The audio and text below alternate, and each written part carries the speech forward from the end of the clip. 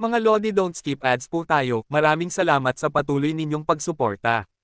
Subaybayan natin ang kwento ng isang kabataang nangarap para sa kanyang mga mahal sa buhay. Mula sa pinakamahina tungo sa pinakamalakas. Alamin natin ang kwento ng kanyang buhay. Kabanata 501 hanggang Kabanata 510. Kabanata 501. Ang yin yang blast na matagal ng sinanay ni Hansen ay sa wakas ay nailapat.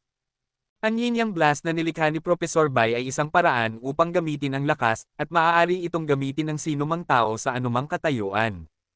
Ang conversion rate ng yin force ni Hansen ay umabot na sa higit sa 75%. Sa simula, inisip niya na maaaring mangailangan siya ng dagdag na pagsisikap upang talunin si Tai Yi.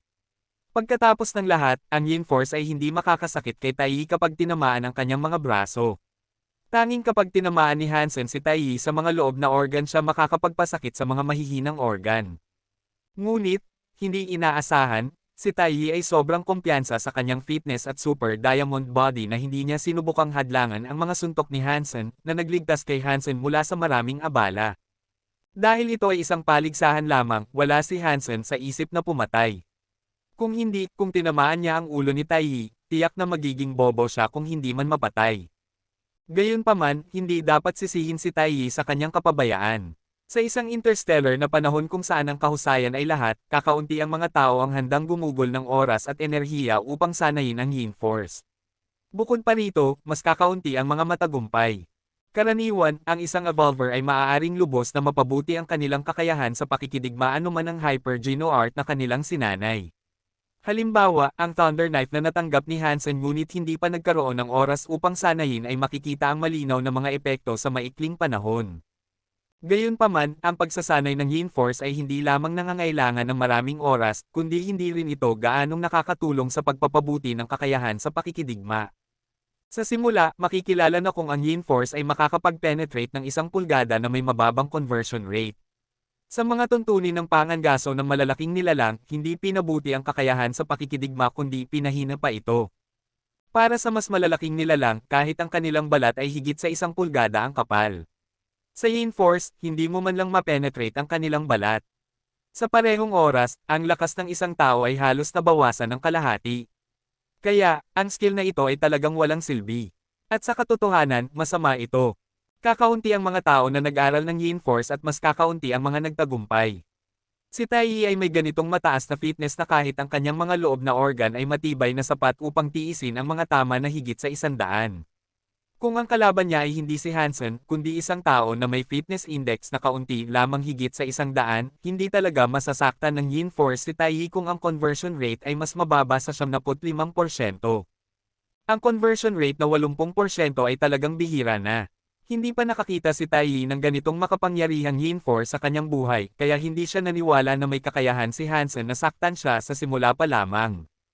Paulit-ulit na tinamaan ni Hansen si Tai Yi, palihim na nasasaktan ang kanyang mga loob na organ. Ang yin force ay hindi madaling madetect, at normal na makaramdam ng sakit sa ilalim ng malalakas na tama, kaya hindi pinansin ni Tai Yi ang mga atake. Matapos gamitin ni Tai Yi ang kanyang lakas, bumagsak ang kanyang mga nasugatang loob na organ. Iyon ang dahilan kung bakit sinabi ni Hansen sa kanya na huwag gumalaw.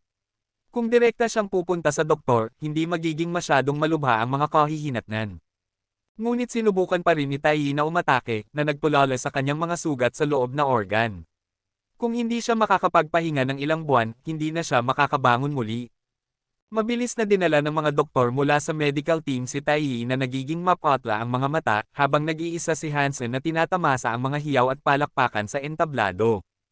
Walang sino man ang nakaisip na ang hindi matitinag na Tiger of Blue Blood ay natalo ng ganito, sa isang hindi kapanipaniwala na paraan. Ang pagpili ni Tai Yi na hayaan si Hansen na tamaan siya ay itinuring na tanda ng kawalang alam at kay-abangan, habang si Hansen ay naging bayani at karangalan ng Southwestern Galaxy sa isang iglap. Maraming tunay na masters ang nagulat sa pagganap ni Hansen. Siyempre, alam nilang nasasaktan ni Hansen si Tai Yi sa mga loob na organ gamit ang yin force. Gayunpaman, ang super diamond body na sinanay ni Tai Yi ay may epekto sa pagpapalakas ng kanyang mga loob na organ kahit na ito ay nasa paunang antas pa lamang. Kung walang lakas na higit sa 100, kahit ang yang force ay hindi makakasakit ng direkta sa puso ni Tai Yi, lalo na ang yin force. Si Hansen ay may fitness level na nasa paligid ng 110. Ang katotohanang nakayanan niyang talunin si Tai Yi ng ganito ay nagpapakita ng kanyang hindi kapani-paniwala na talento sa pagsasanay ng Yin Force. Sa maraming mataas na opisyal na naroroon, kabilang ang maraming surpassers, walang sino man ang naglakas loob na sabihin na mas mahusay silang gumamit ng Yin Force kaysa kay Hansen. Maraming surpassers ang tumingin kay Hansen na may mas mataas na respeto. Isang batang tao na kayang tiisin ang pagkabagot upang maayos na sanayin ang Yin Force ay hindi ordinaryong tao. Ang kanyang pagtitiyaga at pagpupunyagi ay lahat ng kailangan upang alalahanin ang kanyang pangalan. Ang huling laban ay sa pagitan ni Xing at Hansen na naglalaban para sa titulo ng Southwest Soldier King. Ang laban para sa pangatlong pwesto ay nakansela dahil sa seryosong pinsala ni Tai Yi. Hindi nagtagal si Hansen upang talunin si Tai Yi, na nagbigay ng mas madali para kay Hansen na labanan si Xing. Si Xing ay may fitness level na katulad ng kay Hansen kapag ginamit ni Hansen ang lahat ng pamamaraan upang mapabuti ang kanyang fitness. Bukod dito, si Xing ay isang mahusay na mandirigma, kaya't hindi siya magiging pabaya sa harap ni Hansen na bagong talo si Tai Yi. Si Xing ay napakamaingat at umupo sa depensa sa simula, sinusubukang talunin si Hansen na naglaban na sa isa pang tao sa pamamagitan ng pag-ubos ng kanyang enerhiya, na nagpapakita ng kanyang paggalang kay Hansen. Sa ganitong paraan, nagkaroon si Hansen ng perpektong pagkakataon upang ganap na ipakita ang mga kasanayang natutunan niya. Ang 7-kill, double blade, diversion at iba pang mga kasanayan ay napakahusay na ang mga sundalo ay labis na naiintriga, pumapalakpak ng mas malakas at mas malakas. Sa mga mata ng mga tunay na masters, natalo si Xing mula sa simula. Ang dalawang tao ay may katulad na fitness, o marahil ay mas malakas pa si Xing. Gayunpaman, sa pagsasanay ng martial arts, malinaw na si Hansen ay nasa mas mataas na antas. Si Xing ay nahuhuli sa mga galaw ni Hansen. Kailangan niya lamang kumilos ng pasibo na walang pag-asa na manalo. Sa kasalukuyan, mas kaunting mga kabataan ang tunay na nakatuon sa martial arts. Karamihan sa mga tao ay nakatuon lamang sa mga kasanayan sa halip na sa sining. Iyon ang dahilan kung bakit hindi sila umabot sa mataas na antas. Napakahusay ni Hansen, mukhang isang tunay na master. Tiyak na magkakaroon siya ng magandang kinabukasan, sabi ng pinuno na may pag-aproba. Ngunit ang sekretarya ay ngumingiti sa loob. Ang higit na paghanga ng pinuno kay Hansen ay nagiging mas malaking pagkakamali niya. Gayunpaman, matapos mapagsabihan ng pinuno na pagtanto ng sekretarya na dapat na niyang itigil ang pagtatakip sa kanyang pagkakamali, kundi harapin ito upang maiwasan ang mga katulad na pagkakamali sa hinaharap. Walang anumang pagdududa, natalo ni Hansen si Xing at naging bagong Southwest Soldier King. Si Xing ay hindi nakapagbigay ng matinding laban mula simula hanggang wakas. Para bang hindi sila nasa parehong antas. Sa katotohanan, natatakot si Xing bago pa man siya magsimula, natatakot sa mga pinsalang dulot ni Hansen kay Tai Yi. Masyadong konserbatibo si Xing upang maipakita ang kanyang karaniwang antas. Kung nakipaglaban siya ng normal sa halip na masyadong defensive, hindi sana naging kasing daling manalo ni Hansen. Bagaman ang titulo ng Southwest Soldier King ay isang taunang gawain, ito ay may halaga pa rin, lalo na sa katotohanang natalo ni Hansen ang Tiger of Blue Blood na si Tai Yi upang makuha ito. Personal na ibinigay ng pinuno kay Hansen ang medalya at sertipiko. Sa kasamaang palad, walang material o pinansyal na gantimpala sa militar na nagdulot ng kaunting pagkabigo kay Hansen. Ang mga sundalong lumahok sa paligsahan ay bumalik sa kanilang mga tropa at ikinwento sa iba kung paano natalo ni Hansen si Tai Yi, na nagbigay kay Hansen ng pangalan na kilala sa halos lahat sa Southwest Galaxy, na isang malaking karangalan. Kabanata 502. Pasensya na, Kapitan. Nagkamali ako, sabi ni Tai Yi na may pagkadismaya sa gwapong lalaking nakaupo sa tabi niya, nakahiga sa kama sa ospital. Kitty Cat, huwag mong pagsisihan ang sarili mo. Ang isang lalaki ay lumalaki lamang sa mga pagkakamali. Kung ang isang lalaki ay hindi pa nagkakamali, nangangahulugan lamang iyon na siya ay isang maselang bulaklak na hindi pa nakakakita ng bagyo. Isa ka pa ring Kitty Cat ngayon, ngunit matapos maranasan ang paulit-ulit na pagkakamali, magiging tunay na Tiger of Blue Blood ka balang araw. Ang mga pagkakamali ay hindi masama para sa iyo. Hanggat hindi ka pa namamatay, ang mga pagkakamaling iyon ay magpapalakas sa iyo sa huli, nakangiting sabi ng gwapong lalaki.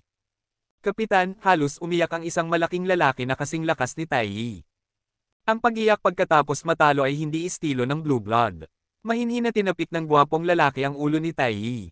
Kung may nakakita sa pangyayari, tiyak na may intriga o matatawa pa nga siya. Mukhang nasa 20s pa lamang ang gwapong lalaki, mas bata kay Tai Yi. Gayunpaman, parang bata si Taiyi sa harap niya. Gayunpaman, kahit gaano ito kakaiba, may pagkakaisa rito. Bagaman nakakatawa ang itsura nito, walang kakaiba. Kung may nakakakilala sa gwapong lalaki, hindi siya may intriga.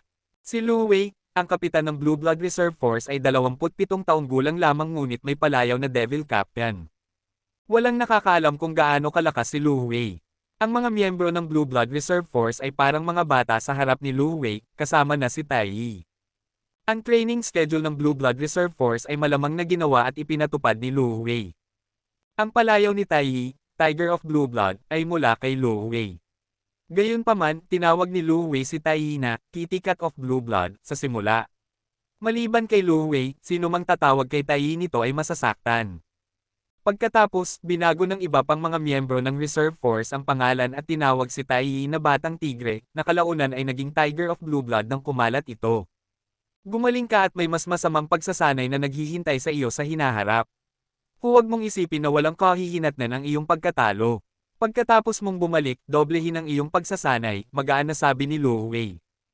Opo, Kapitan, magsasanay po ako ng husto. Sa susunod, hindi na po ako matatalo sa lalaking iyon, sabi ni Taiyi, kinagat ang kanyang ngipin. Hindi na siya ang iyong kalaban.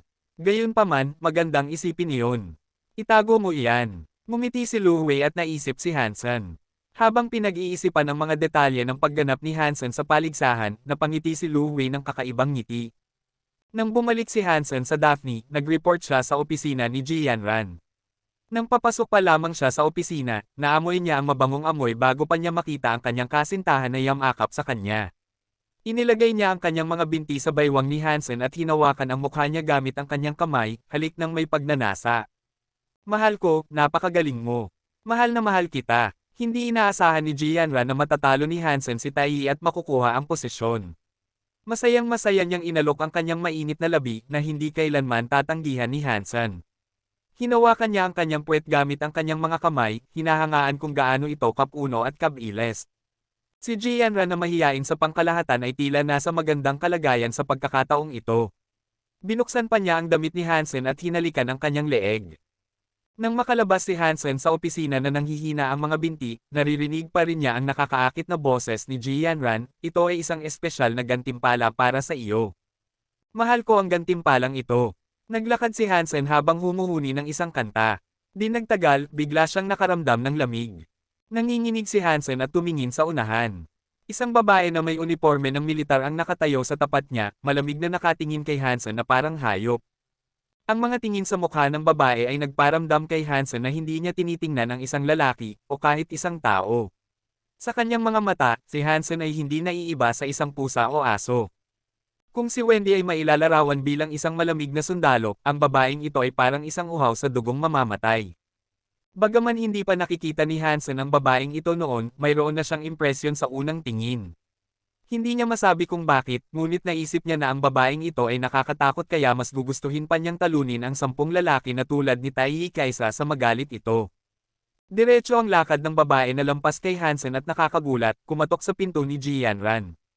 Sino ang babaeng iyon? Bakit hindi ko pa siya nakikita noon? Biglang naisip ni Hansen. Sa oras na ito, ang pinakamakatwirang paliwanag para sa babaeng hindi galing sa Daphne na bumisita kay Jianran ay ang babae ay ang isa pang gwardya.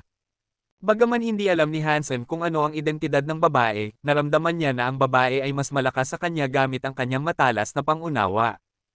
Hinala pa nga ni Hansen na ang babae ay isang surpasser, kung hindi ay malamang na hindi siya nagbigay ng pakiramdam ng pagsupil. Di nagtagal, ang hula ni Hansen ay nasagot. At gabi, si Jianran ay nakikipag-usap kay Hansen gamit ang comlink habang nakahiga sa kanyang kama. Ang babaeng iyon ba ang isa mo pang gwardya? Naalala pa rin ni Hansen ang babae at nagtanong ng walang pakialam. Oo, si Colonel Annie iyon. Siya ang bagong gwardya ko. Huwag mong subukang ligawan. Isang surpasser siya. Kung iinisin mo siya, hindi ko siya mapipigilan, sabi ni Jianran, nakangiti. Mahal kong asawa, ano ba ang ginagawa ng pamilya mo? Nakakakuha sila ng surpasser bilang gwardya. Hindi maiwasang magtanong ni Hansen. Hindi pa natanong ni Hansen ang tungkol sa pamilya ni Jianran, ngunit nagulat siya sa pagkakataong ito. Kahit na ang mga kapitan ng interstellar warships ay hindi gagastos ng ganito na gagamit ng surpassers bilang kanilang mga gwardya. Sinusundan mo ba ang balita kamakailan? Hindi sumagot si Jianran ngunit nagtanong. Hindi gaanong marami, pero may alam naman ako. Paminsan-minsan ay magbabasa si Hansen ng balita sakaling masyadong kaunti ang alam niya sa lipunan. May nakita ka bang balita na may kinalaman sa mga Gs? Nakangiting tanong ni Jianran. Balita tungkol sa mga Gs. Naisip ito ni Hansen at biglang nanlaki ang kanyang mga mata. Ang ibig mong sabihin ay ang bagong sumali sa eleksyon. Kinaumagahan, bumangon si Hansen at nag-teleport sa God's Sanctuary. Sa pagkakataong ito, hindi siya nagmadaling mangaso. Nagpasyang pumunta siya sa palengke ng Starwheel Shelter upang bumili ng ilang Mutant Beast Souls. Kahit na ang mga Mutant Beast Souls ay hindi gaanong nakatulong sa kanya, madali niya itong mapapaangat sa Berserk Mutant Beast Souls gamit ang Black Crystal upang kumita ng maraming pera. Ang ganitong magandang deal ay hindi dapat palampasin. Kabanata 503. Naglalakad si Hansen sa pamilihan ng Starwheel Shelter na mas masigla kaysa sa Goddess Shelter na pagmamay-ari niya. Gayunpaman, mahirap pa rin makahanap ng mga Mutant Beast Souls, at wala pa rin ng mga Sacred Blood Beast Souls. May ilang Mutant Beast Souls na napansin si Hansen at tinanong ang presyo, ngunit karamihan sa mga may-ari ay ayaw ng pera, kundi gusto ng kapalit na Beast Soul na nasa parehong antas. Para sa mga ibinente para sa pera, hindi gaanong interesado si Hansen. Isa sa bawat 100 Beast Souls ang nagiging Berserk. Kaya, kung magbebenta si Hansen ng maraming Berserk Beast Souls, mayroong susunod na magdududa sa kanya na dahilan kung bakit ayaw niyang magbenta ng masyadong marami. Sa kasalukuyan, si Hansen ay naghahanap ng Beast Soul na maaaring maging 12 o kahit 12-dosenang beses na mas mahal kapag ito ay naging Berserk. Marahil ay maaari pa niyang makuha ang sapat na pera upang makabili ng isang Sacred Blood Beast Soul. Hindi iyon malabo. Hindi niya maaaring piliin ang mga Sacred Blood Beast Souls, ngunit maaari siyang pumili ng ilang mga bihirang Mutant Beast Souls na labis na popular sa mga Evolver. Kapag ginawa niyang Berserk ang mga ito, ang halaga nito ay magiging napakataas. Siyempre, kung si Hansen ay maghuhold ng mga Beast Souls ng ilang panahon, magiging kapaki-pakinabang din ito para sa kanya. Matapos maglakad-lakad si Hansen sa pamilihan, nakita niya ang 2 Mutant Beast Souls sa isang tindahan, isa sa mga ito ay talagang nagustuhan niya. Hello, magkano ang gusto mo para sa Mutant Snowy Wolf? Tanong ni Hansen sa may-ari, itinuturo ang isang Wolf Beast Soul na mukhang snowball. Ang mga Snowy Wolves ay hindi bihira sa Icefield. Sa katunayan, napakarami nila na nagdudulot ng maraming problema. Sa Icefield, madali mong makikita ang daan-daang libong Snowy Wolves na naglalaro. Bagaman karamihan sa mga Snowy Wolves ay mga primitive na nilalang, sa karaniwang pagsasalita, hindi kayang atakihin ng mga tao ang ganong kalaking grupo. May ilang Snowy Wolves pa na may grupo na umaabot sa 100,000.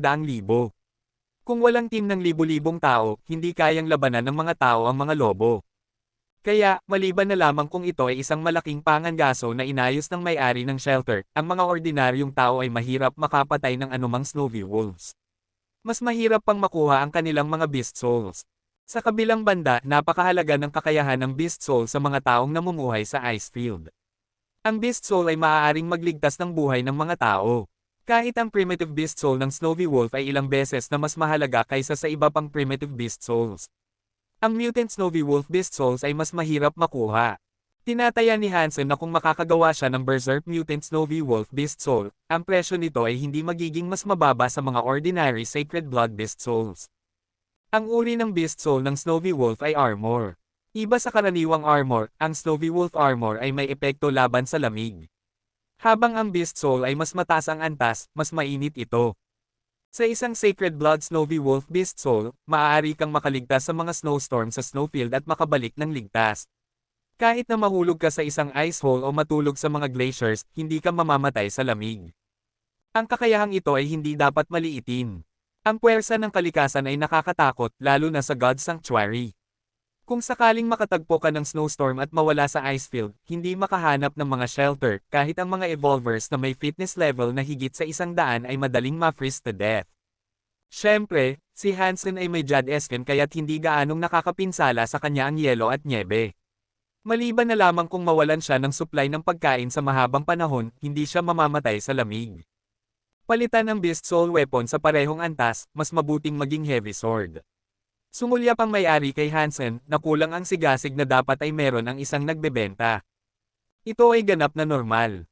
Pagkatapos ng lahat, nagbebenta siya ng mga popular na bagay na gustong-gusto ng lahat. Dahil ang hinihingi ng may-ari ay tiyak, wala pang naging kasunduan. Ilang minuto bago dumating si Hansen, may ilang tao na dumaan at nagtanong, ngunit wala pang kasunduan. Gusto mo bang ipagpalit ang Saintful license? Wala nang Beast Soul si Hansen sa kanyang kamay, kaya tanging lisensya na lamang ang maiaalok niya. Isang S-Class license para sa mga Evolvers. Maaari kitang bigyan ng dagdag. Pero ayaw ko ng kahit anong mas mababa sa S-Class, sabi ng may-ari ng direkta. Bagaman mahalaga ang Mutant Snowy Wolf, hindi ito sapat upang ipagpalit sa isang S-Class Saintful license, di ba? Tumingin si Hansen sa isa pang Mutant Beast Soul na mayroon ng may-ari. Ito ay isang Black Ape Beast Soul na may taas na 6 hanggang 9 na talampakan. Ang kanyang balahibo ay mukhang tungsten. Ang mga kalamnan sa kanyang dibdib ay sobrang lakas na para bang piraso ng bakal na mukhang kahanga-hanga. Talaga bang mayroon kang S-Class Saintful license? Kumislap ang mga mata ng may-ari. Sa wakas ay naging masigla siya at tiningnan si Hansen na may pag-asa. Ano ang uri ng Mutant Beast Soul na ito? Hindi sumagot si Hansen, kundi nagtanong, itinuturo ang itim na ape. Ito ay isang shape-shifting Beast Soul, Violent Ape. Matapos magbago, ang iyong lakas ay lubos na madidagdagan. Gayunpaman, maaari lamang nitong dagdagan ang iyong lakas at maaaring makasira ng kaunti sa iyong flexibility. Sa pagiging tapat, ipinaliwanag ng may-ari ang mga kalakasan at kahinaan ng Mutant Violent Ape. Anong lakas ang maibibigay nito sa akin? Kumislap ang mga mata ni Hansen. Ang mga Beast Souls na may mga kakulangan ay tiyak na magkakaroon ng mas mahusay na lakas. Ang purong lakas ay kapaki-pakinabang kay Hansen. Pagkatapos ng lahat, hindi pa rin sapat ang kanyang lakas sa puntong ito.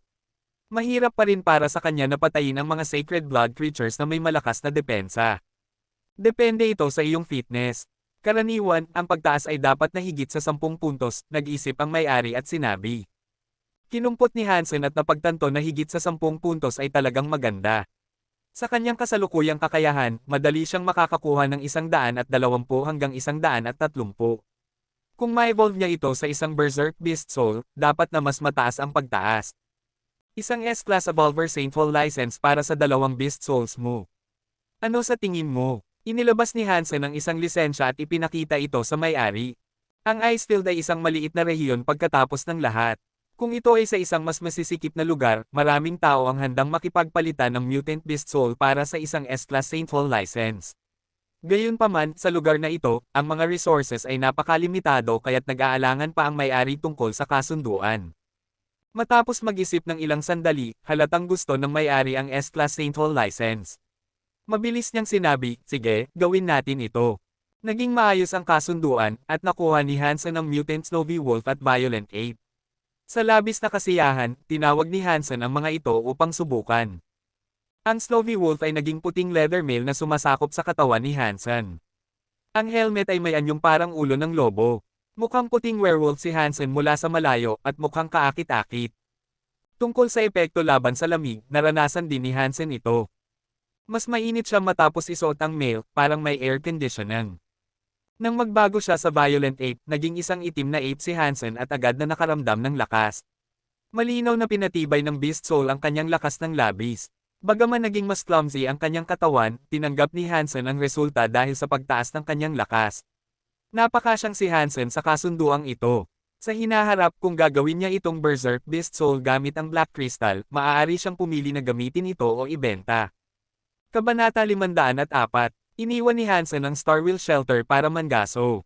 Dahil hindi pa tapos ang pag-evolve ng Golden Growler, hindi pa pwedeng pakainin ni Hansen ang Violent Ape o Snowy Wolf ng Black Crystal sa puntong ito. Pupunta sana si Hansen sa nagyayelong lawa na malapit sa karagatan at posibleng konektado sa karagatan sa ilalim ng lupa.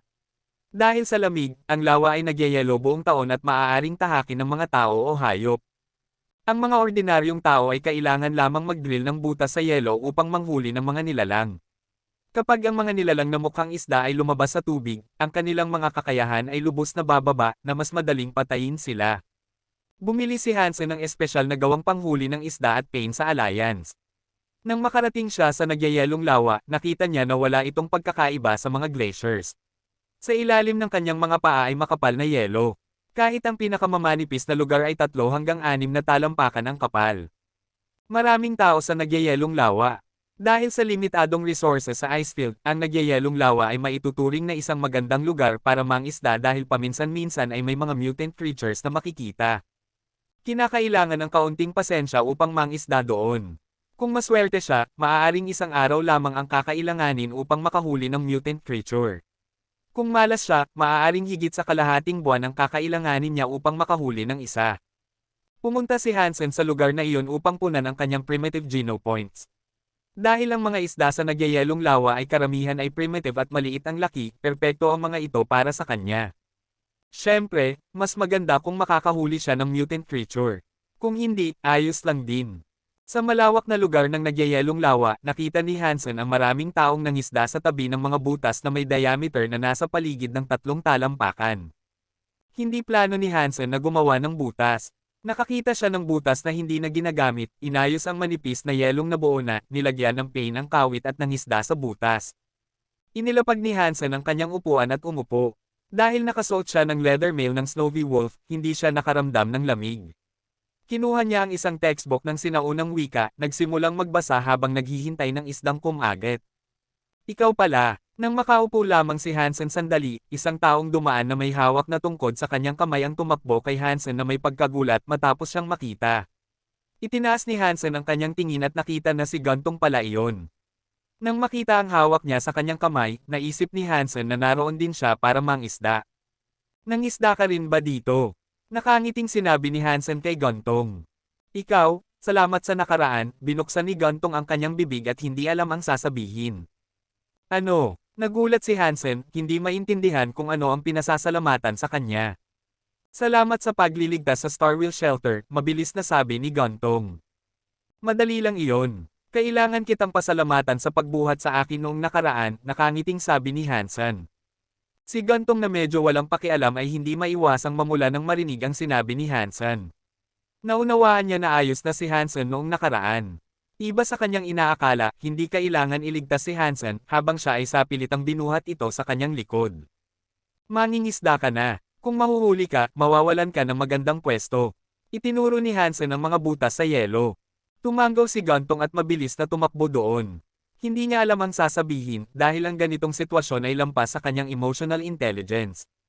Nagsimulang mangisda si Gantong mga 20 talampakan mula kay Hansen habang paminsan-minsan ay sumusulyap kay Hansen habang nangisda. Patuloy na nagbabasa si Hansen at hindi siya napansin. Makalipas ang mahigit kalahating oras, si Hansen na nagbabasa ay nakaramdam ng paggalaw sa kanyang panghuli ng isda. Inilapag ni Hansen ang libro sa kanyang mga kamay at tiningnan ang buoy na lumulutang sa tubig na bahagyang nanginginig. Inilagay ni Hansen ang kanyang daliri sa panghuli ng isda at naramdaman ang panginginig parang tradisyonal na doktor na inaalam ang pulso.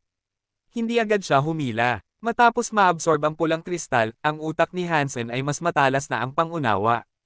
Mula sa pag-alam sa paggalaw ng panghuli ng isda, maiisip niya ang nangyayari sa ilalim ng tubig sa kanyang isipan. Ang kakayahan ay hindi inaasahan ni Hansen, ngunit ito ay isang magandang bagay para sa kanya sa puntong ito. Sa pamamagitan lamang ng pag-alam sa panghuli ng isda, nalaman ni Hansen na ang nilalang ay hindi pa nakakakuha ng pain sa puntong ito, kundi kinakagat ang gilid ng pain. Bigla, ang panghuli ng isda ay gumalaw ng malakas. Walang pag-aalinlangan, hinawakan ni Hansen ang panghuli ng isda at humila ng malakas. Ang panghuli ng isda ay napakahigpit na hinayla sa kabilang dulo. Hindi ito hinayla ni Hansen ng may lakas, kundi medyo humina at patuloy na gamulong ng humina ang nilalang. Habang malakas na humihila ang nilalang, hininaan ulit ni Hansen ang panghuli ng isda. Matapos ang ilang ulit, ang nilalang ay naging mahina na. Pagkatapos ay hinayla ni Hansen ng malakas ang panghuli ng isda. Ito ay isang malaking bluefish na higit sa 1 talampakan ng haba, na ang mga kaliskis ay kumikislap ng maitim na asul na liwanag. Agad na ginawang talim ni Hansen ang kanyang kamay, pinuputol ang bluefish gamit ang Thunder Knife skill na kanyang sinasanay pa rin, mabilis na pinuputol ang ulo nito. Primitive Creature Bluefish Field. No Beast Soul Gained. It its meat to gain 0 to 10 primitive geno points. Kahit na ito ay isang primitive creature lamang, labis na natuwa si Hansen. Walang anumang panganib at malaki ang kinita. Gayon din, ang nilalang ay handa ng kainin. Hindi nakapagtataka kung bakit napakaraming tao ang pumunta sa nagyayelong lawa. Hinati ni Hansen ang bluefish at tinadtad ito ng manipis. Isinawsaw ang isda sa sarsa na dala niya, naramdaman ni Hansen na ang tamis ng karne ay sumasakit sa kanyang mga panlasa. Napakasarap nito. Meat of bluefish eaten. 1 primitive geno point gained. Patuloy na nagbabasa si Hansen habang nangisda. Sa loob ng wala pang 2 oras, nakahuli na siya ng 4 na bluefish at 3 gold anchovies. Bagaman wala siyang nakuha na beast souls, malaki ang kanyang kinita. Ang mga tao sa tabi ni Hansen ay hindi gaanong maswerte. Nang nakahuli na si Hansen ng 7 isda, ang pinakamaswerte sa iba ay nakahuli lamang ng 2 isda. Maraming tao ang tumingin kay Hansen na may inggit. Sa bawat paghila ni Hansen sa panghuli ng isda, maraming tao sa malapit ang sumusulyap sa kanya. Si Gantong ay halatang hindi maswerte. Tulad ng karamihan sa mga tao, wala siyang nahuli mula nang dumating siya. Hindi dapat sisihin si Gantong. Hindi lahat ay may kakayahang maunawaan na mayroon si Hansen. Normal na walang mahuli, kung hindi, lahat ay pupunta sa nagyayalong lawa. Gantong, ang sarap ng isda. Halika rito at tikman mo, kumaway si Hansen kay Gantong at sinabi. Matagal na roon si Gantong, ngunit wala siyang nahuli, na nagparamdam kay Hansen ng kaunting awa sa kanya. Bukod pa rito, binuhat siya ni Gantong sa kanyang likod. Sinabihan ni Hansen si Gantong na makihati sa isda dahil hindi naman niya ito mauubos. May dala akong makakain. Nakaramdam ng pagkahiya si Gantong, kinuha ang ilang nutrition solutions mula sa kanyang bulsa. Halika rito. Nakakasawa kumain ng mag-isa. Napakaraming pagkain na sayang kung hindi natin mauubos, nakangiting sabi ni Hansen. Habang nag-aalangan pa si Gantong kung pupunta siya, may ilang tao ang lumapit kay Hansen. Isa sa kanila ang tumitig kay Hansen at sinabi, "Kaibigan, malakas ang iyong gana, kahit na para sa isang tomboy na tulad nito." Kabanata 505. Tumingin si Hansen sa mga tao. Wala silang mga kagamitan sa pangingisda o personal na pag-aari, kaya't hindi sila mukhang narito para mangisda. Umuwi na kayo, malamig na sinabi ni Hansen. Ang taas ng iyong ugali. Ngunit natatakot akong hindi mo alam kung kanino pag-aari ang lugar na ito. Ang leader ng grupo, isang lalaking nasa gitnang edad, ay hindi nagalit, kundi ngumiti ng malamig kay Hansen. Hindi pinansin ng mga tao ang mga sinabi ni Hansen. Lumapit sila kay Hansen at sinimulang hilahin ang bag na ginamit ni Hansen para sa mga nahuli niyang isda. Hindi mo ba narinig ako? Huwag mo akong pilitin na ulitin, nakakunot ang noo ni Hansen at sinabi. Haha, bata, matigas ka. Gayunpaman, ang Black God Shelter ay hindi tamang lugar para magmamatigas. Umabot ang lalaking nasa gitnang edad upang hilahin ang isda sa bag ni Hansen. Sabi ng aming boss sa Black God, kalahati ng mga kinita sa nagyayelong lawa ay dapat ibigay sa Black God Shelter. May 7 kang isda dito, kaya't gagawing mas mababa ang singil ko, 3 gold anchovies na lamang ang kukunin ko mula sa iyo. Narinig na ni Hansen na dahil ang nagyayelong lawa ay malapit sa isa sa 3 pinakamalaking shelter, ang Black God Shelter, ang mga tao mula sa Black God Shelter ay naniningil ng mga bayarin mula sa mga taong nangingisda doon. Karaniwan, tanging isang primitive na isda ang sinisingil, at pagkatapos ay maaari ng mangisda ang tao hanggat gusto niya. Ang mga tao ay humihingi ng 3 isda kay Hansen, na ang mga ito ay ang pinakamahalaga. Maliwanag na naiinggit sila sa mga nakuhang isda ni Hansen at nagplano na siya ay blackmail. Sa simula, plano ni Hansen na bigyan sila ng isang isda kapag nakatagpo siya ng mga tao mula sa Black God Shelter. Pagkatapos ng lahat, kanila ang lugar. Gayunpaman, dahil ang mga tao ay nag-i-blackmail sa kanya, hindi na nag-atubiling bigyan sila kahit isang isda si Hansen. Nang makita ng lalaking nasa gitnang edad na umaabot sa kanyang likod, hindi nagsalita si Hansen kundi tinapakan ang kamay nito. Ang atake ay mabilis at malakas, na hindi kayang umiwas ng lalaking nasa gitnang edad. Napasaktan ang kanyang kamay ni Hansen, at bigla siyang sumigaw na parang baboy. Tang ina, naglakas loob siyang atakihin kami. Nakita ng mga tao ang pagkilos ni Hansen at mabilis na tinawag ang kanilang mga beast souls, agad na inatake si Hansen. Mukhang wala silang awa, nakatutok sila sa mahahalagang bahagi ni Hansen. Malamig ang mga mata ni Hansen. Kapag ang mga tao ay sinubukan siyang patayin, syempre hindi siya magpapakumbaba. Nang ang mga sandata ay malapit nang tumama sa kanya, inilipat ni Hansen ang kanyang kanang kamay. Sa isang kisap ng 3 purpura na ilaw, ang lahat ng mga sandata ay naputol, at ang 3 tao sa unahan ay sinaktan sa dibdib at namatay agad. Ang natitirang 2 tao ay nagkaroon ng swerte dahil hindi sila tumakbo ng mabilis.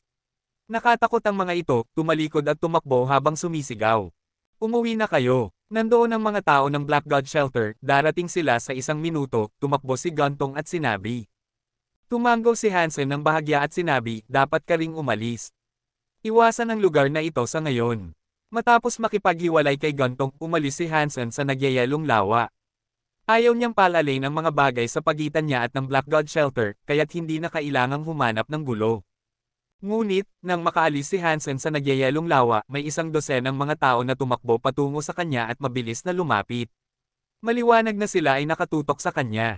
Boss, siya ang pumatay sa aming mga kapatid.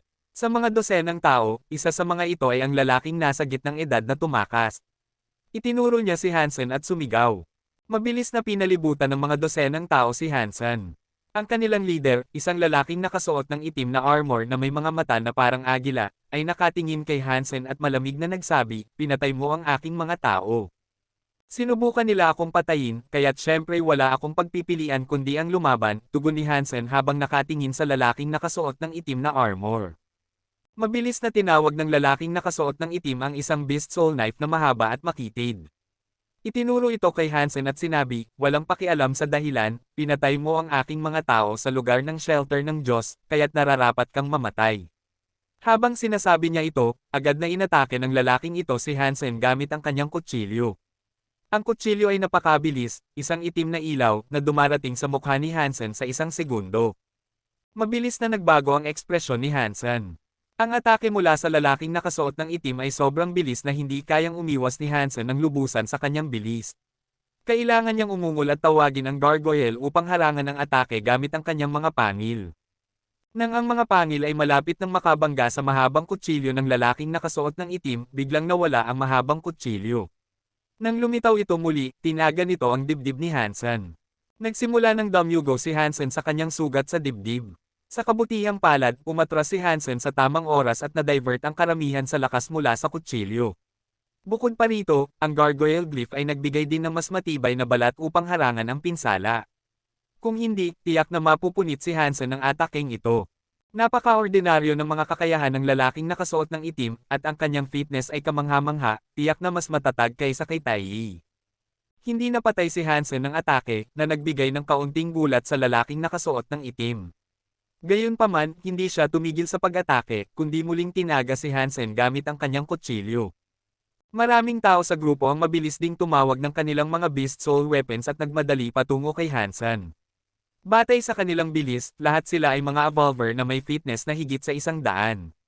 Alam ni Hansen na hindi siya makakapagtagal, o tiyak na mamamatay siya rito. Gamit ang heresy mantra at overload ng sabay, mabilis na tumakbo si Hansen, tumatakas. Ngunit, ang mga tao ay pinalibutan si Hansen at walang ibang lugar na mapuntahan. Kinailangan ni Hansen na tumakbo patungo sa dalawa sa kanila. Agad na inatake siya ng dalawang tao nang walang pag-aalinlangan.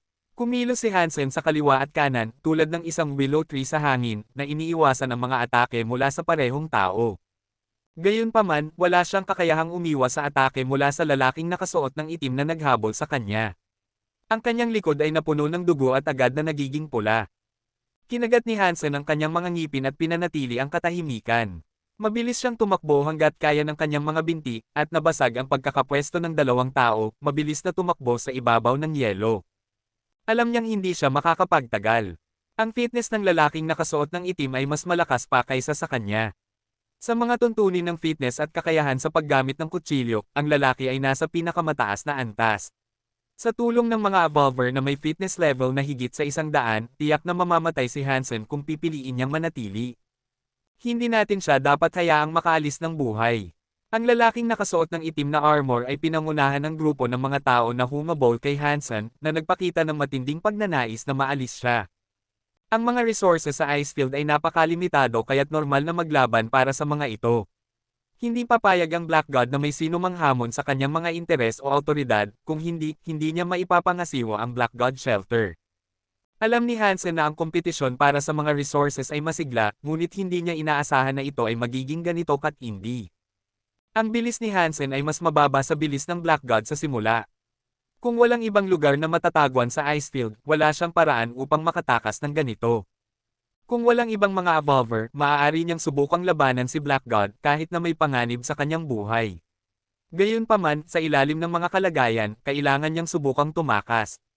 Mabilis na lumiko, tumakbo si Hansen patungo sa nagyayelong lawa muli. Nang makita si Black God na papalapit sa kanya, tumalon si Hansen sa isa sa mga butas ng yelo at nawala. Kabanata 506. Magbantay sa mga butas ng yelo sa paligid. Hindi ako naniniwala na hindi siya lalabas, malamig na utos ni Black God. Napakababa ng temperatura ng tubig sa nagyayelong lawa. Kahit ang sino mang may fitness level na higit sa 100 ay hindi makakayanan ng matagal na paglagi sa ilalim ng tubig. Bukod pa rito, hindi makakahinga si Hansen sa ilalim ng tubig, kaya't naniwala si Black God na hindi makakapanatili si Hansen ng higit sa 5 minuto sa ilalim ng tubig bago siya lumabas sa ibang mga butas ng yelo. Sa oras na iyon, kahit na gusto ni Hansen na makipaglaban muli, halos mamamatay na siya sa lamig na magpapadali kay Black God na patayin siya. Gayunpaman, nang pumasok si Hansen sa tubig, hindi siya namatay sa lamig tulad ng inaasahan ni Black God. Bagaman napakalamig ng tubig ng lawa, mayroon pa ring Jad Esken at ang Snowy Wolf male si Hansen. Hindi siya gaanong naapektuhan ng lamig. Gayunpaman, hindi siya naglakas loob na manatili ng matagal sa ilalim ng tubig. Sa katunayan, wala siyang kakayahang huminga sa ilalim ng tubig.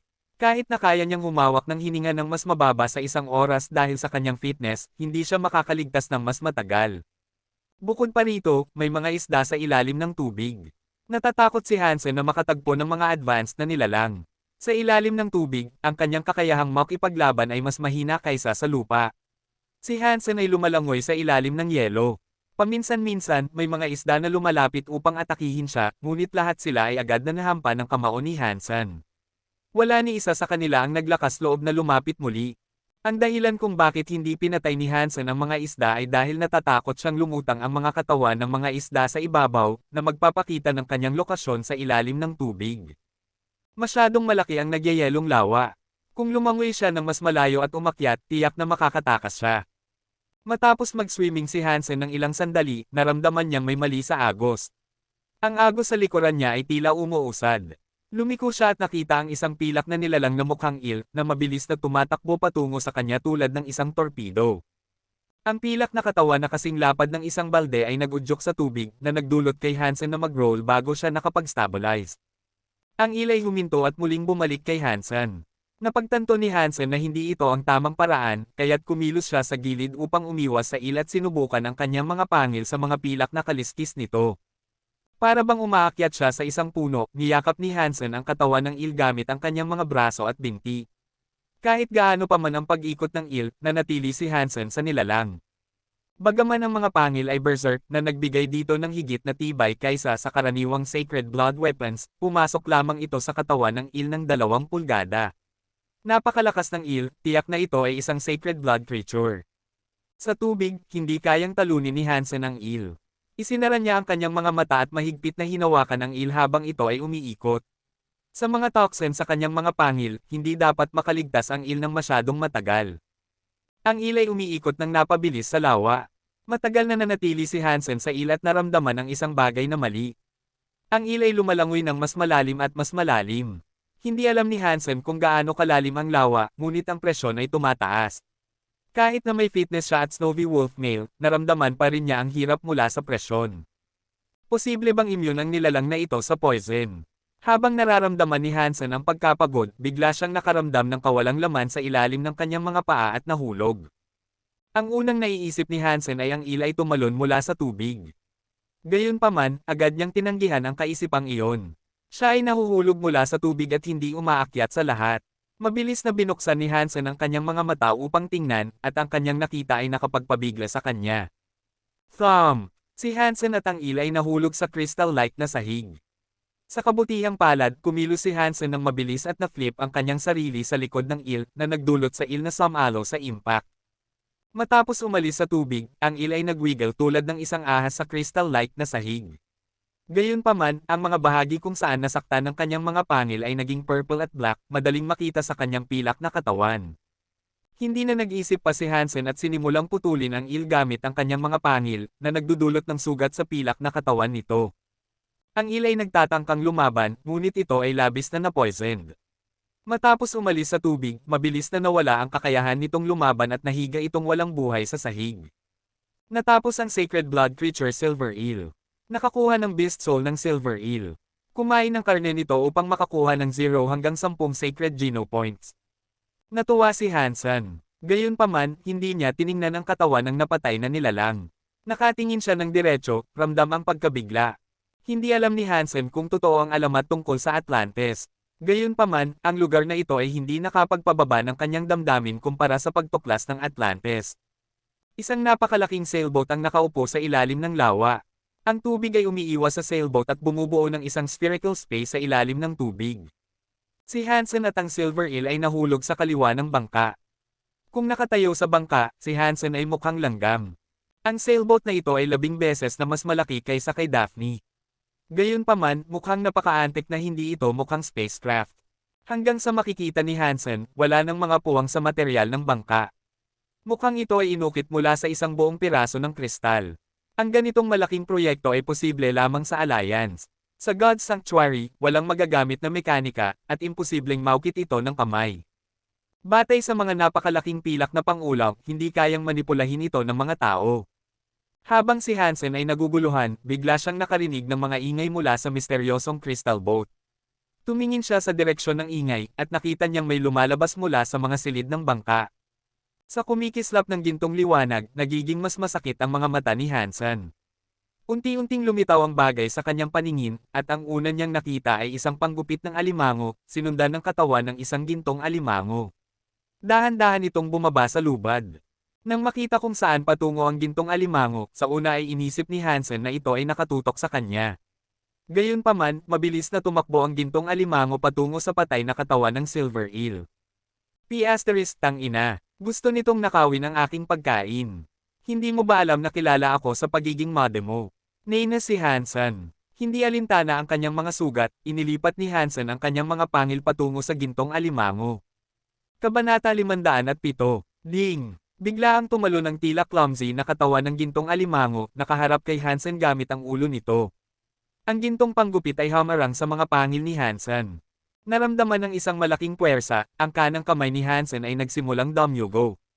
Ang buong braso niya ay naninigas, at hindi niya maiwasang umatras ng isang dosenang hakbang bago niya ma-stabilize ang kanyang sarili. Ginagalaw ang lahat ng 8 pangil nito, ang gintong alimango ay mabilis na lumipat sa gilid patungo kay Hansen sa isang napakabilis na paraan. Anong klaseng alimango ito? Ang kakaiba, lumiko si Hansen at tumakbo sa paligid ng kristal na sailboat. Dahil ang gintong alimango ay napakabilis at malakas, napagtanto ni Hansen na hindi niya kayang hawakan ang nilalang. Matapos habulin si Hansen ng ilang ikot, hindi na nahuli ng gintong alimango si Hansen at nagalit na ito ay patuloy na naglalabas ng ingay gamit ang kanyang panggupit. Dahil sa husay ni Hansen sa pagtakbo, kahit na mas mabagal siya kaysa sa gintong alimango, nagamit niya ang kristal na sailboat bilang hadlang upang makaiwas sa gintong alimango. Habang nag-iisip si Hansen kung anong mga trick ang kailangan niyang gamitin upang mahawakan ang gintong alimainggong ito, bigla itong tumigil sa paghabol sa kanya at tumakbo patungo sa katawan ng Silver Eel. Napakaganda, kung ang nilalang na ito ay kakain ng lason na karne ng Silver Eel, malalason din kaya ito. Bagaman may ganitong kaisipan si Hansen, masasayang ang karne ng Silver Eel kung ang gintong alimango ay immune sa mga toxins. Iniisip iyon, tumakbo si Hansen upang sumalakay sa gintong alimango mula sa likuran nito, sinusubukang pigilan ito sa pagkain ng Silver Eel. Parehong si Hansen at ang alimango ay naipit sa isang mahirap na sitwasyon. Hindi kayang maabyute ng gintong alimango si Hansen. Hindi rin ito mapayapa ang makakain ng eel. Patuloy silang nag-aaway at wala sa kanila ang nakakuha ng anumang bentahe. Habang binabantayan ang katawan ng Silver Eel, ang gintong alimango ay nakaharap kay Hansen, ayaw na siyang habulin. Gayunpaman, hindi rin ito naglakas loob na lumingon upang kumain ng karne. Dahil ang gintong alimango ay nasa tabi niya, tinitigan ni Hansen ang nilalang. Wala sa dalawa ang alam kung paano magpapatuloy. Maingat na pinagmasdan ni Hansen ang gintong alimango na nagnanais na mahanap ang mga kahinaan nito. Kung ito ay isang ordinaryong alimango, ang mga koneksyon at puwang sa pagitan ng mga shell nito ay dapat na ang kahinaan nito. Gayunpaman, ang gintong alimainggong ito ay halatang medyo iba. Ang mga koneksyon sa pagitan ng mga shell nito ay mas madilim na ginto ang kulay. Bagaman makitid ang mga koneksyon, masasabi niyang mas matatag pa ito kaysa sa mga shell. Tungkol naman sa mga puwang, wala itong anumang puwang. Para bang ang alimango ay gawa sa isang piraso ng ginto. Habang si Hansen ay nalulungkot, bigla niyang nakita ang gintong alimango na inililipat ang panggupit nito sa kanya. Akala ni Hansen ay aatake ito muli, at pagkatapos ay napagtanto niyang hindi ito gumagalaw. Inililipat nito ang panggupit nito kay Hansen. Ang kilos ay hindi mukhang pananakot o pag-atake ngunit tila isang, halika rito, sa pagitan ng mga tao. Naisip ni Hansen na nagkakamali siya, minasahe ang kanyang mga mata, at nakita na ginagawa pa rin nito iyon. Malaking alimango, hindi ka babaeng malandi. Walang silbi ang pag-akit mo sa akin ng ganito. Hindi alam ni Hansen kung ano ang gusto ng gintong alimango, kaya't syempre hindi siya lumapit. Sinigawan lang ni Hansen ang alimango. Hindi alam ni Hansen kung naintindihan siya ng gintong alimango, ngunit malamang na hindi.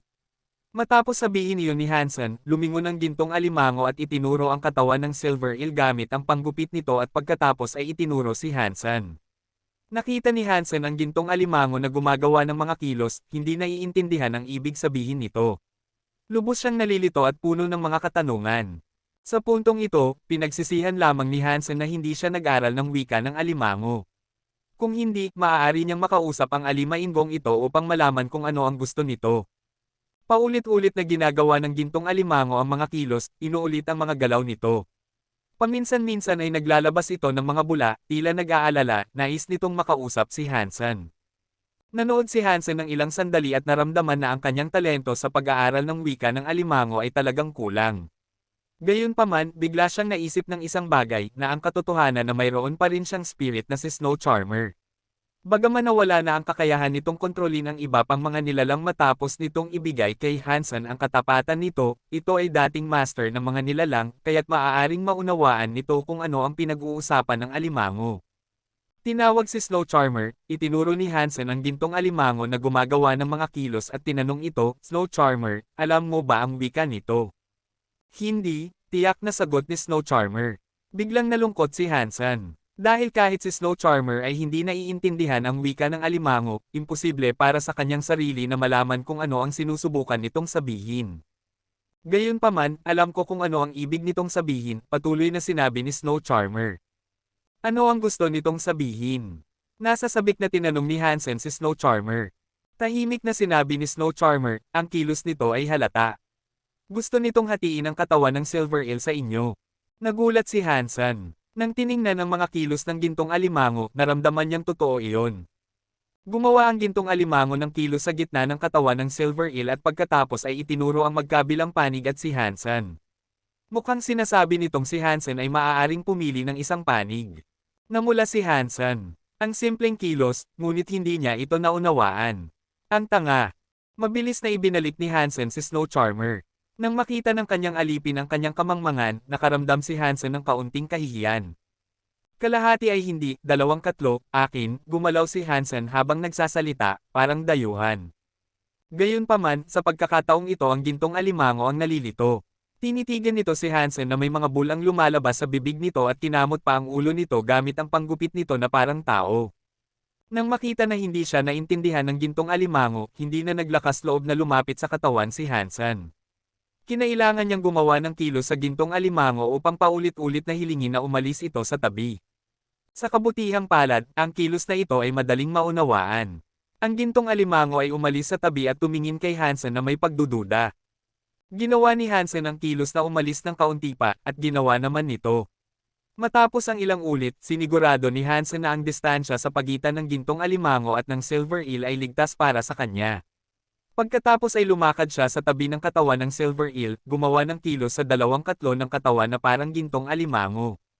Pagkatapos ay itinuro niya ang mas maliit na bahagi at pagkatapos ay ang gintong alimango, ang mas malaking bahagi at pagkatapos ay ang kanyang sarili. Mukhang naunawaan ng gintong alimango sa pagkakataong ito. Habang inililipat nito ang panggupit nito, inilipat nito ang mga pangil nito at bumalik sa eel. Natakot si Hansen at mabilis na umatras, ngunit ang gintong alimango ay hindi siya hahabulin. Gumawa ito ulit ng kilos sa katawan, ibig sabihin ay nanatili ito sa kalahati at kalahati. Hindi makapaniwala si Hansen na makikipag-bargain siya sa isang alimango sa lugar na ito gamit ang mga kilos. At ang gintong alimainggong ito ay parang isang matandang babae na nagbabargain sa palengke ng mga magsasaka, ayaw magbigay ng kahit ano. Ang tao at ang alimango ay nag-usap ng ilang sandali at sa wakas ay nagkasundo. Si Hansen ay maaaring kumuha ng mga 3/5, habang ang gintong alimango ay kukuha ng 2/5.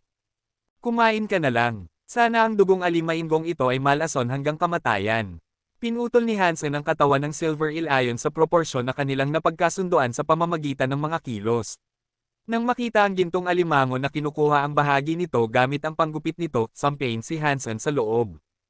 Kabanata 508. Nang natapos ni Hansen ang kanyang pag-iisip, nagpasya siyang tawagin ang Archangel at pakainin ito ng natitirang Silver Eel. Ang Archangel ang pangunahing puwersa na tumutulong sa kanya sa panghuhuli ng mga super creatures, kaya't mahalaga kay Hansen na muling mag-transform ito. Hindi sayang ang sacred blood meat para sa kanya. Bukod pa rito, ang Silver Eel ay kasinlaki ng isang balde at higit sa 30 talampakan ng haba. Ang bahagi ni Hansen ay mga 18 talampakan. Sobrang dami na para sa kanya, habang si Archangel ay kumakain ng walang kahirap-hirap. Ang kanyang bibig ay patuloy na gumagalaw, hindi siya apektado ng mga toxins sa lahat. Agad na naubos ang Silver Eel. Matapos iyon, nagkaroon si Hansen ng oras upang tingnan ang beast soul ng Silver Eel. Naramdaman ni Hansen na siya ay sobrang swerte kamakailan. Basta't nahuhuli siya ng isang sacred blood creature, nakakakuha siya ng beast soul na talagang nakatakot kay Hansen. Natatakot siyang naubos na ang kanyang swerte at magiging malas. Uri ng beast soul ng Sacred Blood Silver Eel, Watermount.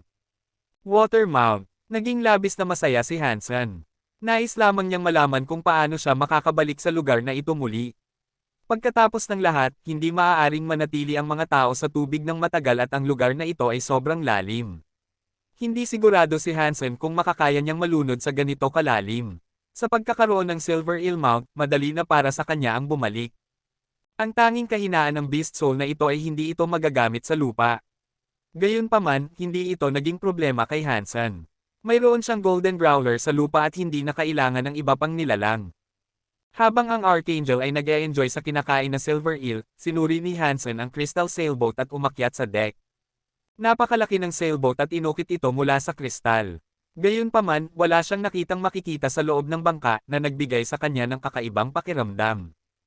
Nawawala na ang gintong alimango sa isang cabin, kaya't nais ni Hansen na tingnan kung may ibang bagay sa loob. Gayunpaman, bago siya makarating sa pasukan, biglang lumabas ang gintong alimango, na masiglang nagwawagayway ng panggupit nito kay Hansen.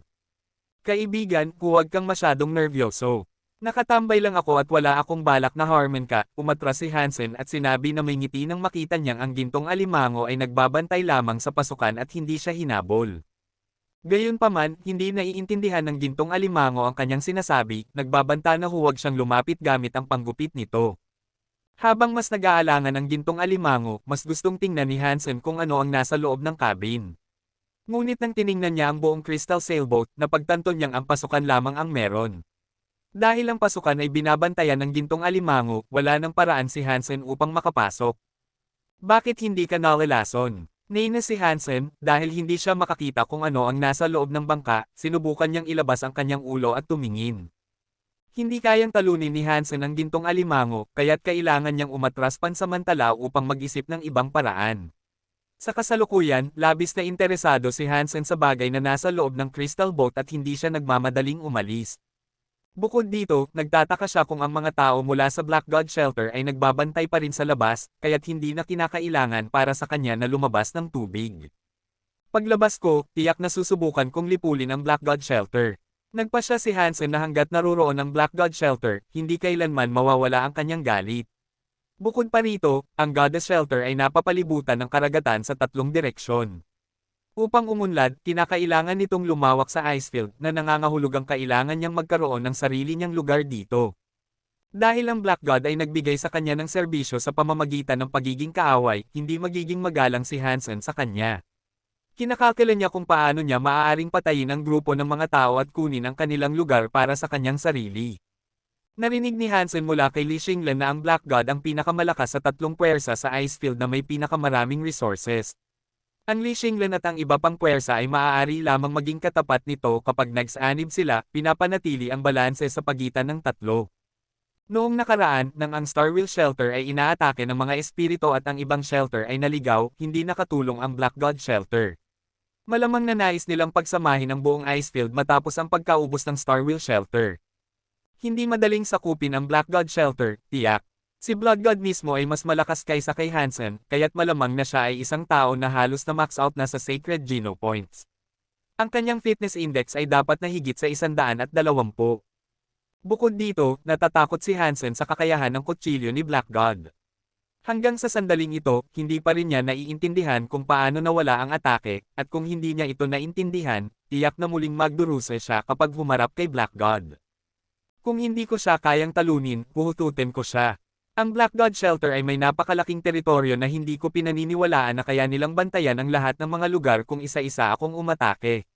Nagpasya si Hansen na ayusin ang teritoryo ng Black God kapag siya ay nakalabas. Nang bumalik siya sa mas mababang antas ng bangka, nakita niyang halos natapos na ng Archangel ang katawan ng Silver Eel na tanging ulo na lamang ang natira. Naisip ni Hansen at pinigilan ng Archangel mula sa kanyang pagkain, ibinalik ito sa kanyang Sea of Soul. Tumingin si Hansen sa paligid at isinabit ang ulo ng Silver Eel sa isang lubid sa harap ng bangka at nagtago sa kanang bahagi ng bangka. Matapos maghintay ng ilang oras, talagang nakita niyang lumabas ang gintong alimango ng nakasilip. Gayunpaman, dahil mayroong isang solong lubad, hindi makak-climbing ang alimango gamit ang kanyang mga pangil. Kailangan nitong tumalon upang maabot ang ulo ng eel gamit ang kanyang panggupit. Nang makita ang gintong alimango na umalis mula sa kristal, tahimik na umakyat si Hansen sa deck at lumusot sa cabin. Nang ang gintong alimango ay nasa ilalim ng Silver Eel, tumalon ito ng 2 beses ngunit hindi nahuli ang ulo ng Silver Eel. Si Hansen ay lubos na nasiyahan. Kinumplito niya ang taas ng pagtalon ng alimango, at sinadya niyang gawing mahirap para dito na maabot. Gayunpaman, hindi susuko ang alimango. Sa ganitong paraan, mayroon siyang sapat na oras. Nakatayo sa harap ng pasukan, tiningnan ni Hansen ang loob ng cabin. Isang bulwagan ang nasa loob. Lahat ay inukit mula sa kristal, na mukhang napakadetalyado at maganda. Sa gitna ng bulwagan, mayroong crystal table. Sa una, akala ni Hansen ay isang mesa ito, ngunit nang pumasok siya, natuklasan niyang hindi ito isang mesa, kundi isang crystal treasure box, na may crystal lock sa labas. Gayunpaman, ang lock ay hindi nakalock, kaya't hindi ito talagang epektibo. Mayroon bang uri ng kayamanan ng pirata o sumpa ng Phantom Boat?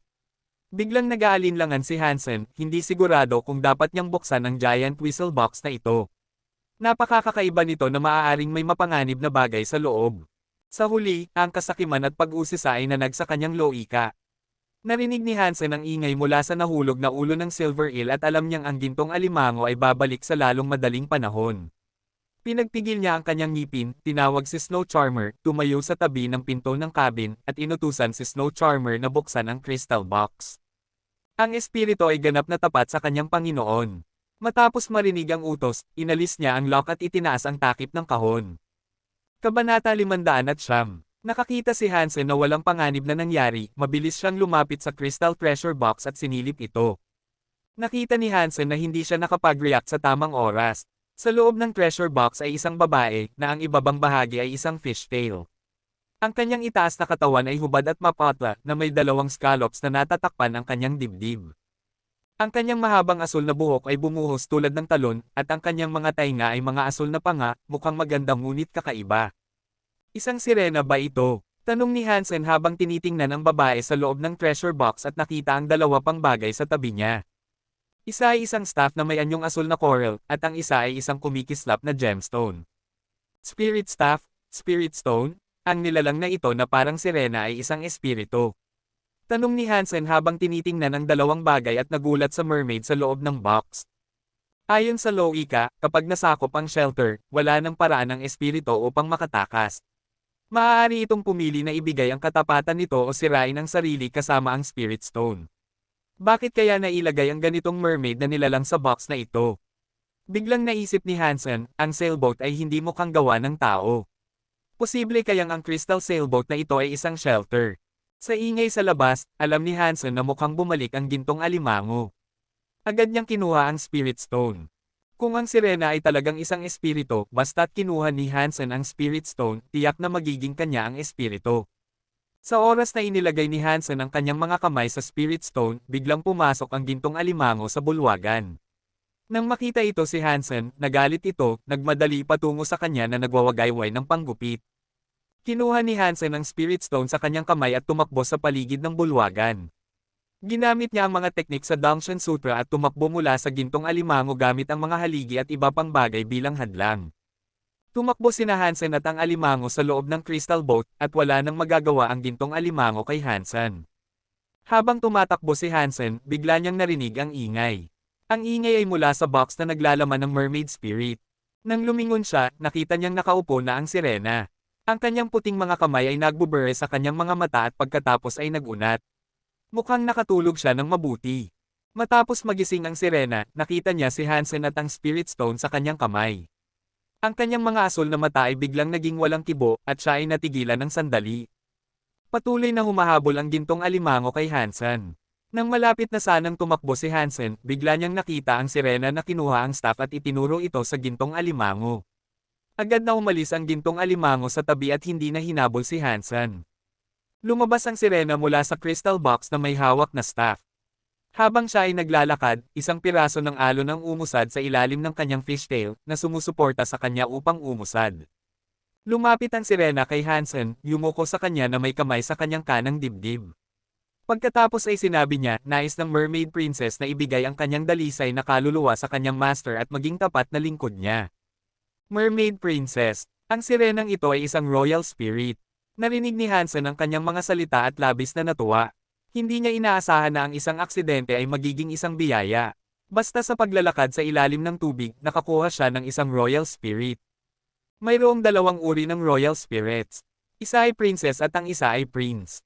Dahil nahuli ng sirena ang kanyang sarili na isang prinsesa, tiyak na siya ay isang royal spirit.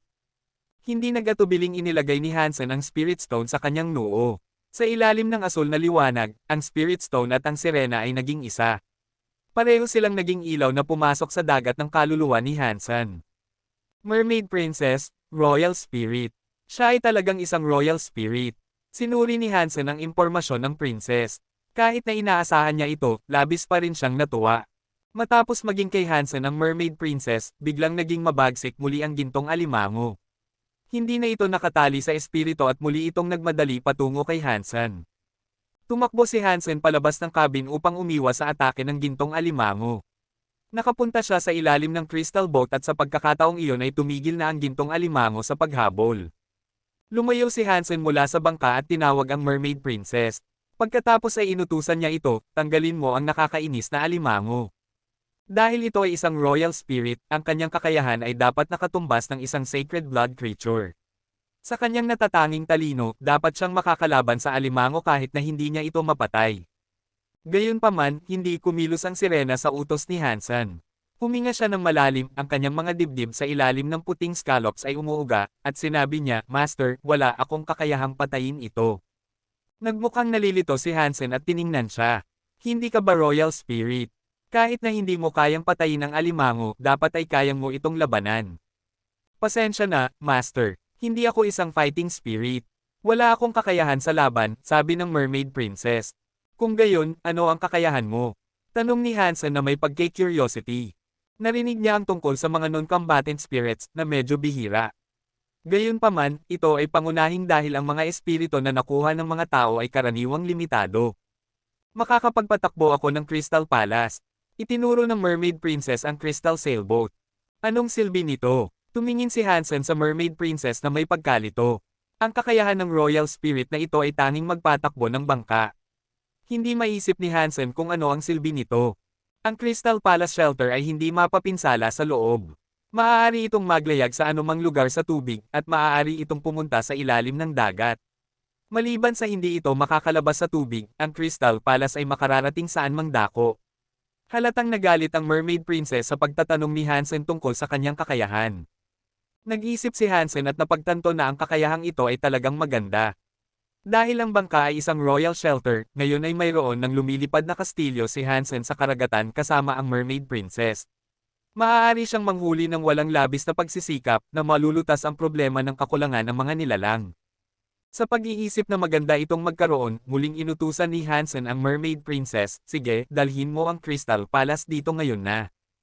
Pasensya na, Master, hindi ko magagawa. Sabi ng espiritu na may pagkapanghihinayang.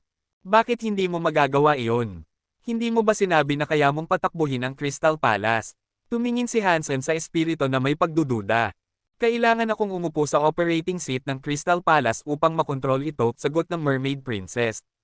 Naramdaman ni Hansen na siya ay nalungkot. Ang gintong alimango ay nagbabantay sa cabin. Kaya, walang silbi para sa kanya na magmadali sa loob. Bukod dito, Diyos lamang ang nakakaalam kung may iba pang mga kahangahangang nilalang sa loob.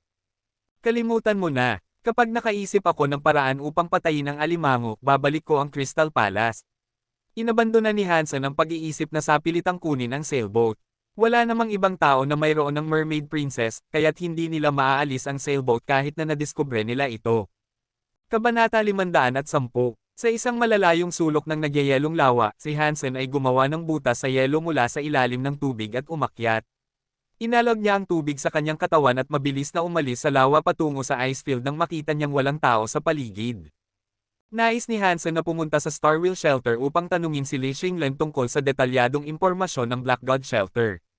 Tanging sa pagkakaroon ng mas maraming impormasyon tungkol sa kanyang kaaway, mas mabuti niyang matutamaan ang kanyang kaaway. Lalo na, kailangang malaman ni Hansen ang tungkol sa kakayahan sa kutsilyo ni Black God. Masaya si Li Xinglen nang makita si Hansen na bumisita sa kanya. Nang marinig ang paliwanag ni Hansen tungkol sa kanyang alitan kay Black God, napakunot ang kanyang noo at sinabi, lumalakas at lalong nagiging mapagmataas si Black God. Ipinaliwanag ni Li Xinglen ang background ni Black God sa detalye kay Hansen, na nagbigay ng kaunting kabigatan sa mukha ni Hansen. Ang pamilya ni Black God ay medyo ordinaryo, ngunit siya ay nagtatrabaho para sa isang puwersa sa Alliance, na ginawang halos imposibleng patayin siya sa Alliance. Sa lahat ng mga shelter, siya ang pinakamalakas sa ice field. Bukod dito, bawat buwan ay nagbibigay siya ng malaking halaga ng kita sa puwersa sa Alliance, na nagbigay sa kanya ng malakas na suporta. Hindi madaling patumbahin siya. Tungkol sa kakayahan sa kutsilyo ni Black God, ang tanging alam ni Li Xinglen ay tinatawag itong tornado knife. Hindi rin niya alam kung paano ito gumagana. Ang tanging alam ni Li Xinglen ay kapag kumilos si Black God, ang kutsilyo ay nawawala sa loob ng sandali, na parang ito ay teleported. Siyempre, si Black God ay isang evolver lamang, kaya't hindi siya maaaring magkaroon ng kakayahang teleported ang kutsilyo. Tiyak na mayroong mga espesyal na teknik na hindi nila alam. Tornado knife, parang pamilyar ang pangalan. Naisip ni Hansen na narinig niya na ang pangalan sa ibang pagkakataon. Nag-isip siya at naalala na minsang sinabi ni Tang Shenleo na isa sa kanyang mga kakayahan sa kutsilyo ay tornado knife. Gayunpaman, mula sa naaalala ni Hansen, walang kakayahan si Tang Shenleo na gawing mawala ang kanyang sandata. May kinalaman kaya si Black God kay Tang Shenleo? Determinado si Hansen na tanungin si Tang Shenleo sa kanyang pagbabalik, upang malaman kung ano ang tungkol sa tornado knife. Pagbalik niya sa Alliance, hiniling ni Hansen kay Jianran na kunin ang numero ni Tang Shenleo sa militar. Pagkatapos ay nakipag-ugnayan siya kay Tang Shenleo. Hansen, anong pakiramdam na maging sundalo? Tanong ni Tang Shenleo sa kanya na nakangiti. Wala akong gaanong nararamdaman, sagot ni Hansen na may balingkinitan. Sinasabi niya ang totoo. Kahit na siya ay tagapagtanggol ni Jianran ngayon, ang aktwal na tagapagtanggol ay si Annie, kaya't si Hansen ay isang formal na tagapagtanggol lamang. Sa katunayan, walang inaasahan na makakaprotekta si Hansen kay Jianran bilang isang evolver. Ang kanyang posisyon ay kinakailangan ni Jianran mismo, at sa simula ang kanyang tagapagtanggol ay si Annie lamang. Gayunpaman, mula nang dumating si Annie, mas kaunti ang oras ni Hansen na makasama si Jianran. Ang babaeng iyon ay halos 24/7 na sumusunod kay Jianran, na nagbigay ng labis na inis kay Hansen, at nagtanong pa kung siya ay isang lesbian na umiibig kay Jianran. Haha, maganda ang buhay mo. Sa tabi mo ang kagandahan, hindi ito ordinaryong serbisyo. Para ka lang nagbabakasyon kasama ang iyong babae. Kami ni Lin Feng ay nagkakaproblema. O nag-e-ensayo kami o nakikipaglaban sa Shire, halos nawawalan kami ng buhay ng ilang beses, sabi ni Tang Shenleo na may kalungkutan. Bakit kayo nandoon sa unahan? Tanong ni Hansen na naguguluhan. Sa background ni Tang Shenleo at Lin Feng, dapat madali lamang para sa kanila na manatili sa likuran, ngunit naglilingkod sila sa unahan. Ito ay ideya ni Lin Feng. Sabi niya, tanging sa paggawa nito natin mae-exorcise ang ating sarili. Kailangang manatili siya sa impyerno na ito at ang mga digmaan ay sobrang dalas na halos naiinis na ako. Bagaman sinabi ito ni Tang Shenleo, siya ay nakangiti. Maliwanag na nagbibiro lamang siya. Tiningnan ni Hansen si Tang Shenleo nang mabuti at napansin niyang mas madilim ang kanyang balat kaysa sa dati. Mukha rin siyang mas matatag na may sugat na hindi pa gumagaling sa kanyang noo, na nagbigay sa kanya ng mas lalong lalaki na anyo. Ipinaliwanag ni Tang Shenleo ng maikli kung ano ang nangyayari sa kanyang panig. Sila ni Lin Feng ay mga Warframe soldiers. At sa kanilang planeta, ang mga tao at Shire ay nagkakasama, na nakikipaglaban para sa mga minahan. Gayunpaman, dahil sa lokasyon ng planeta, walang sino man ang makakakuha ng buong planeta. Parehong puwersa ay may mga hukbo sa planeta at paminsan-minsan silang nakikipaglaban. Matapos ang kanilang pag-uusap, tinanong ni Hansen tungkol kay Black God at sa tornado knife. Nang marinig ang mga salita ni Hansen, pinukpok ni Tang Shenleo ang mesa ng galit at sinabi ng malamig, Tang ina. Hansen, kung magkakaroon ka ng pagkakataon, patayin ang salot na iyon para sa akin. Nagtaka si Hansen nang makita si Tang Shenleo na sobrang excited, kaya tinanong niya ito kung ano ang nangyari. Ipinahayag ni Tang Shenleo kay Hansen na ang tornado knife ay orihinal na isa sa mga lihim ng pamilya ng mga Tang.